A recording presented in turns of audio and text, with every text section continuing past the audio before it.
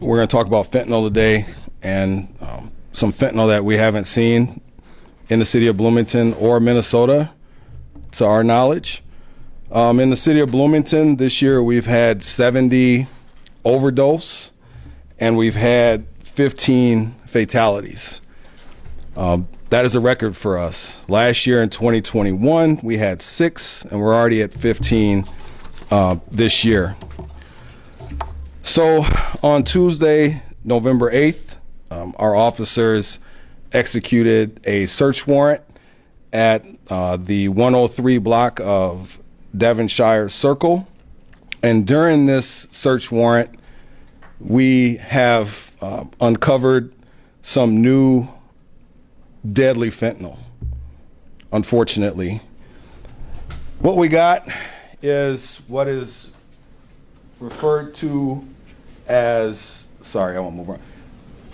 what's called gray death. I want people to pay attention to this because it kind of looks like mud, and it is Narcan resistant.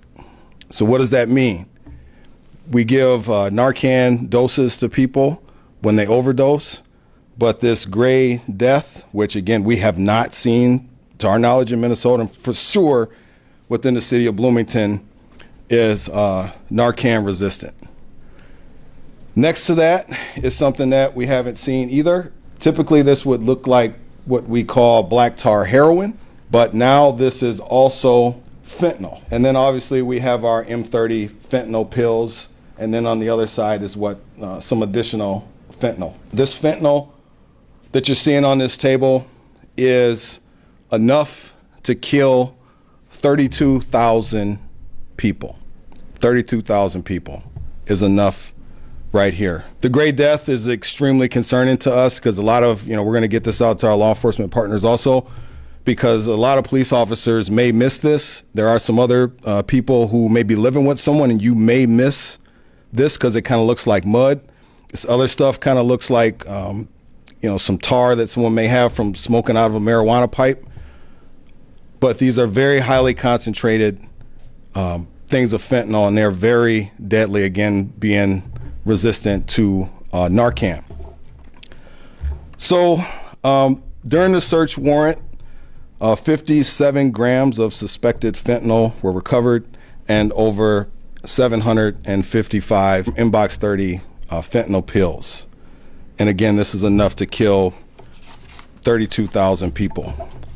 Now, we've had an election, and one thing that I hope the legislature can do is right now, all of this, enough to kill 32,000 people, is still only considered to be a second-degree possession in Minnesota. The law reads that if you have 25 grams of cocaine, of methamphetamine, that's a first degree, but you would need 500 grams of fentanyl for it to be considered a first-degree crime. And this right here, again, enough to kill 32,000 people, I would argue we need to get that law changed to where this is a first-degree felony to be in possession of that. So the person responsible for this, our possession of this deadly drugs, is just like these two. It doesn't matter what happens, they just keep coming back. Some of you may remember 3 weeks ago, Mr. Dimitri Montoya we caught him stealing at Walmart. He was in there with stolen gun, stolen vehicle, stolen property. And at the time, he had 13 warrants. 13 warrants. 3 weeks ago. And Mr. Dimitri Montoya, 3 weeks, 13 warrants, enough to kill 32,000 people. I'm pretty sure he's surprised he's out of jail. And just like these guys, he keeps coming back.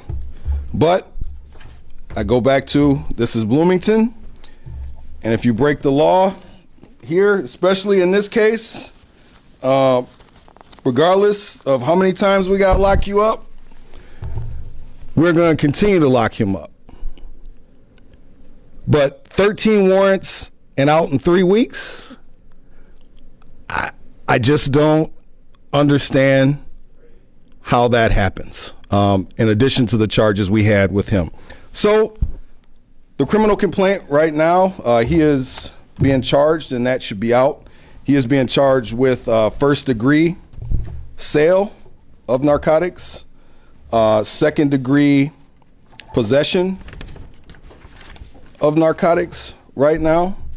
So those are the two charges that he has right now as a result of having enough fentanyl to kill 32,000 people and possessing a gray death that we have not seen in Minnesota, which is resistant to Narcan. So with that, I'll take any questions you may have. Is he in custody now? Yes. Oh, well, yes, he's in custody as we speak right now in Hennepin County, and I think his bail, like it makes a difference, unfortunately, was $50,000. What do you have to say to the legislators and the judges who are letting these people out?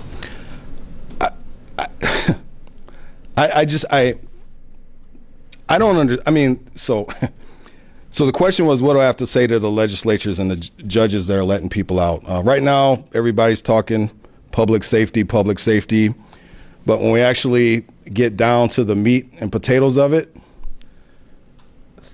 3 weeks ago, he was arrested. He had 13 warrants, stolen gun, felony drugs, stolen property, stolen car.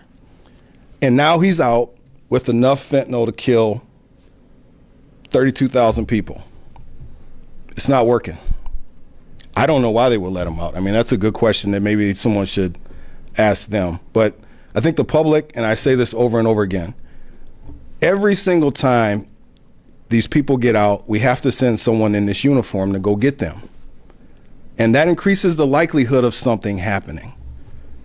And 3 weeks, and he's back out with this. I just hope we can get some changes moving forward.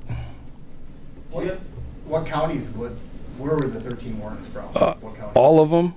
No, I'm just joking. So literally, I think he had, Hennepin, Scott, and Dakota, if I remember correctly. It's been 3 weeks. I mean, but I'm pretty sure he is probably surprised he is out of jail right now. I bet you when they let him out, he's like, really? And they just let him out. So I don't know. Do you have any idea who the source of this is to him? No idea. He has an extensive history of this because a lot of his warrants were for drug possession. So we have not been able to figure that out yet. And can you talk again about the black, the new fentanyl that's black? Yep. And how do you know that it doesn't work with Narcan? Have you had incidents with somebody who overdosed? Yep. So if people want, you can Google gray death online and it gives you the drug facts about it. And the big part about the gray death is you don't exactly know what's in it. So sometimes when people are using this and overdosing, they've been finding out that it's been not resistant to Narcan. The black stuff here would look like heroin. So people might, think that that's heroin or some of the sludge that sometimes comes out of marijuana pipes. Our officers almost missed this. If it wasn't for the canine hitting on it, we probably would have missed the gray death. So people are buying this knowing it's fentanyl. Mm-hmm. They don't think they're getting heroin or anything like that. They're buying it because it's fentanyl. Yep. Every single thing here you see is fentanyl, and that's what he's selling. There was also, I think we took like $6,500 from him at the same time. How scary is it knowing that Narcan doesn't help that? Very scary, especially for our officers and our first responders that end up responding to these scenes, and to people's families, right? If you have someone who is addicted to drugs and they bring this into your house and you got kids and, kids think it's dirt, what happens, right? I mean, at least these pills are a little bit more identifiable, but I mean, I know you'll all take pictures of it. That looks like dirt to me. Like if I saw that, I would think it was dirt. Yes, sir. Yeah, I know you don't know the source or where he was getting it. You know where it's coming in from at all? We don't. I wish we did. Have you had other agencies reach out to you, the fact that you actually have some of this right now? Yeah, we're in the process of communicating with our other law enforcement partners, so we'll get something out to them on this. Is it just in Minnesota or is it across the country? They've seen this in other parts of the country. We haven't seen it here. This is the first to our knowledge here in the city for sure, and possibly the state of Minnesota. Any idea the street value of that element there? Well, I don't know. I'd have to check and get back to you. I don't want to guess. But it's kind of weird that he gets busted for stealing at Walmart and driving a stolen car if he's dealing with something about his cash. And he had we took $6,500 away from him. Is what he had on cash. Is he from here originally? I think he's out of, oh God, I don't know. I have to get that for you. Yeah, and it's because like 3 weeks ago I had all this lined up and I didn't think I'd be back here again talking about the same guy. So, and Have you for drugs before?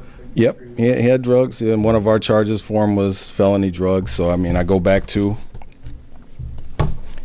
he keeps coming back, just like these guys, and he's bringing as much death with him as these guys. What has to change?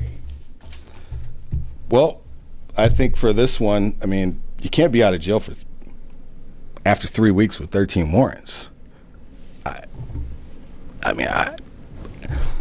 I'm seldom speechless, but right now I'm speechless. I don't understand, right? And I mean, for me, every single time we got to send our officers out to deal with this, I'm fearful, right? I want my officers to go home to their families. I don't want them out here having to deal with this stuff, especially from the same guy that they dealt with 3 weeks ago. How disappointed are you in the system?